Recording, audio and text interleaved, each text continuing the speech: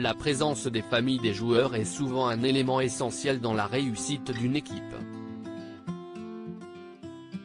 Pour que les footballeurs de l'équipe de France soient au mieux dans leur tête, la Fédération française de football fait souvent en sorte de permettre aux proches des joueurs de se rendre sur place pour les soutenir. Cette année, quelques points de tension sont apparus entre l'instance dirigeante, qui souhaite faire des économies, et les joueurs, qui veulent être avec leur famille. On ne comprend pas comment on peut payer quand on n'est pas champion du monde en 2018 et qu'on ne peut plus quand on l'est, a témoigné un membre de l'entourage d'un joueur à l'équipe récemment. Tout n'est donc pas au beau fixe pour les joueurs, qui sont pourtant logés dans un hôtel particulièrement luxueux.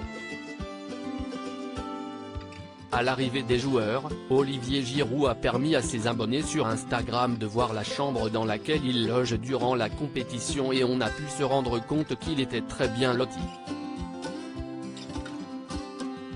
Ce mardi 22 novembre au soir, la France a joué son premier match contre l'Australie et l'entrée en matière a été réussie. Victoire 4-1 des Bleus avec notamment des réalisations de Kylian Mbappé et Adrien Rabiot.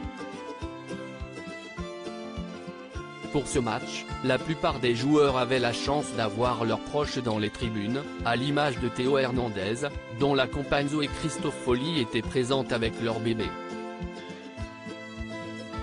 Mathilde obligée de rester en Europe pour le boulot côté Didier Deschamps, si sa femme Claude et son fils Dylan sont bien présents, il manque sa belle-fille, Mathilde Capellard.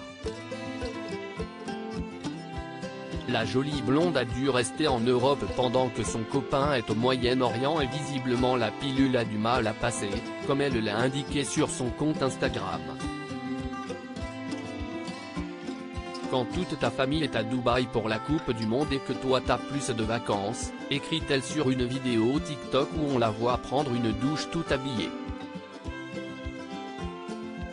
Malgré cette déconvenue due à son travail, elle reste patriote et comme elle le montre sur une autre vidéo, elle supporte la famille depuis son écran de télévision.